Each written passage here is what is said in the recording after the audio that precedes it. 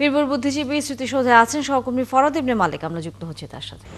ফরাদ, আনুষ্ঠানিকতা শেষ হয়েছে আমরা জানি, এবং এরপরে সর্বসাধারণের জন্য শহীদ বুদ্ধিজীবী স্মৃতিসৌধ খুলে দেওয়া হয়েছে এবং সেখানে নিশ্চয়ই শ্রদ্ধা নিবেদনের জন্য সাধারণ মানুষ আসছেন। তাদের কাছে শহীদ বুদ্ধিজীবীদের নিয়ে কি ধরনের আসলে বার্তা এবং ইতিহাস সম্পর্কে তারা কতটুকু জানেন, সেই বিষয়ে আপনি কোনো প্রতিক্রিয়া পেয়েছেন কিনা? রাষ্ট্রপতি এবং প্রধান উপদেষ্টা শ্রদ্ধা নিবেদনের পর মুক্তিযুদ্ধ বিষয়ক উপদেষ্টা, মুক্তিযুদ্ধ বিষয়ক সচিব এবং অন্যান্যরা যুদ্ধাহত মুক্তিযোদ্ধা যারা রয়েছেন তারা এখানে এসে শ্রদ্ধা নিবেদন করেছেন। এরপর সর্বসাধারণের জন্য এই শহীদ বুদ্ধিজীবী স্মৃতিসৌধ খুলে দেওয়া হয়েছে এবং এখানে শ্রদ্ধা নিবেদন শুরু করেছেন বিভিন্ন শ্রেণী পেশার বিভিন্ন সংগঠন রয়েছে। প্রথম রাজনৈতিক দল হিসাবে এখানে এসেছেন জাতীয় সমাজতান্ত্রিক দল জেএসডি, এরপর অন্যান্য দল বা অন্যান্য সংগঠন যারা রয়েছেন, ঢাকা বিশ্ববিদ্যালয়ের শিক্ষক সংগঠন রয়েছেন, সাবেক মেডিকেল সংগঠন রয়েছেন, জাতীয়তাবাদী মেডিকেল সংগঠন রয়েছে, বিভিন্ন সংগঠন, বাংলাদেশ উন্মুক্ত বিশ্ববিদ্যালয়ের একটা দল এখানে আসছেন শ্রদ্ধা দিতে।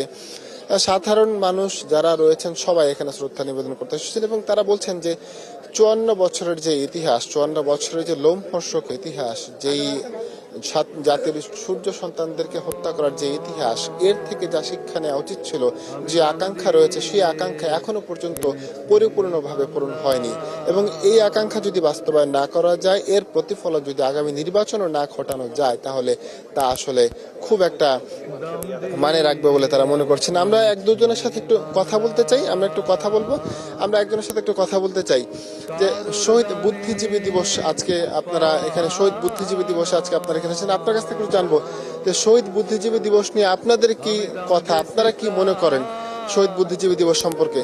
আপনাদের কাছ থেকে একটু জানবো, আমরা একজনের কাছ থেকে একটু জানি যে শহীদ বুদ্ধিজীবী দিবস সম্পর্কে আপনাদের কাছ থেকে জানতে চাই যে এই যে 54 বছরের ইতিহাস, এই ইতিহাস নিয়ে আপনাদের আকাঙ্ক্ষা কি? আপনারা কি মনে করেন যে আকাঙ্ক্ষা পূরণ হলো কিনা এত বছরে?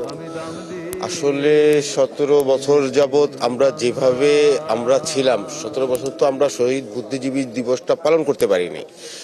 তো এই 17 বছর পর এই শহীদ বুদ্ধিজীবী দিবস আমরা যে স্বতঃস্ফূর্তভাবে যে আমরা যে করতে পারতেছি, এটাই হচ্ছে আমাদের জন্য অনেক বড় কিছু পাওয়া। ধন্যবাদ আপনাকে। অনেকে রয়েছেন যারা আসলে বিভিন্ন কারণে, বিভিন্ন সমস্যার কারণে এখানে শ্রদ্ধা নিবেদন করতে পারেননি, তারা এখানে শ্রদ্ধা নিবেদন করছেন, তারা শ্রদ্ধা নিবেদন জানাচ্ছেন। আমরা প্রবীণ কারোর সাথে একটু কথা বলতে চাই, তাদের কাছ থেকে জানতে চাই, তাদের আসলে আপনার কাছ থেকে একটু বছরের ইতিহাস, এই আকাঙ্ক্ষা কি, জাতির যে আকাঙ্ক্ষা, এটা কি পূরণ হলো কিনা এ সময় পর্যন্ত? ধন্যবাদ। আমরা যারা এখানে এসেছেন তাদের কাছ থেকে আমরা জানার চেষ্টা করছি তারা কি মনে করছেন। এখানে একটা প্রতিনিধি, একটা সংগঠন এসেছেন, তারা এখানে শ্রদ্ধা নিবেদন করছেন। রাজনৈতিক দলগুলো আছে, তারাও এখানে আসবেন, আমরা জানতে পেরেছি। এনসিপি 8:30টার দিকে আসবেন, বিএনপি আসবে, অন্যান্য রাজনৈতিক যে সংগঠন রয়েছে, রাজনৈতিক দল, অঙ্গ সংগঠন রয়েছে, তারা এখানে আসবে, তারা শ্রদ্ধা নিবেদন করতে আসবে। আমরা যদি দু একজনের কাছ থেকে একটু জানার চেষ্টা করব, একটু জানতে চাই যে আপনারা শ্রদ্ধা নিবেদন করতে এসেছেন, 54 বছরের একটা ইতিহাস, জাতির সূর্য সন্তানদেরকে হত্যা করা হয়েছে, এই ইতিহাসের এই আকাঙ্ক্ষা, যে আকাঙ্ক্ষা কি পূরণ হলো কিনা এত বছর?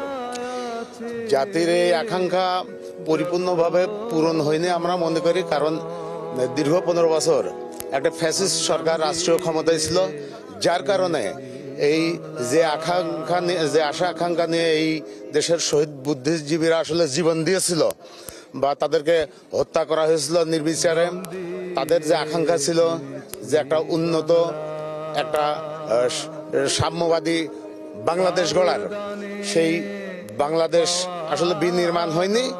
কারণ বিভিন্ন সময়ে এ দেশে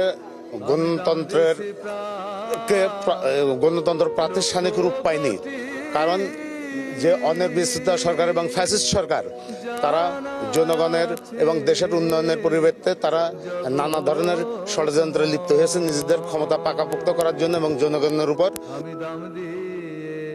অনেক সময় এসে মনে করি যে এখন একটি আওয়ামী পতন হয়েছে, এখন একটি অন্তর্বর্তীকালীন এবং নির্বাচনের তফসিল ঘোষণা হয়েছে, তারা নির্বাচন দিবে, গণতন্ত্রের প্রতিষ্ঠা হবে।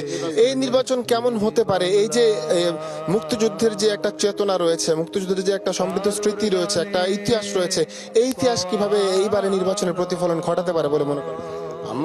আমরা মনে করি এবারকার নির্বাচন অবাধ, সুস্থ এবং নিরপেক্ষ হবে। যদিও এই নির্বাচনে নানা ধরনের ষড়যন্ত্র হচ্ছে, তবে সকল ষড়যন্ত্রকে প্রতিহত করে এদেশের জনগণ একটি অবাধ, সুস্থ, নিরপেক্ষ নির্বাচনের মধ্যে একটি গণতান্ত্রিক সরকার প্রতিষ্ঠিত হবে এবং এই গণতান্ত্রিক সরকার এদেশের গণমানুষের যে আকাঙ্ক্ষা, মুক্তিযুদ্ধের সে ফরহাদ ইবনে আকাঙ্ক্ষা। মালেক, আপনার মাধ্যমে আমরা সাধারণ মানুষের প্রতিক্রিয়া জানছিলাম, তবে হয়তো আরও জানতে পারবো, কারণ ইতিহাস সম্পর্কে সাধারণ মানুষ এবং একই সাথে শহীদ বুদ্ধিজীবীদের এই যে আত্মত্যাগ, সেই সম্পর্কে তারা নিশ্চয়ই জানবেন, আমরা সেই প্রত্যাশায় রাখতে চাই।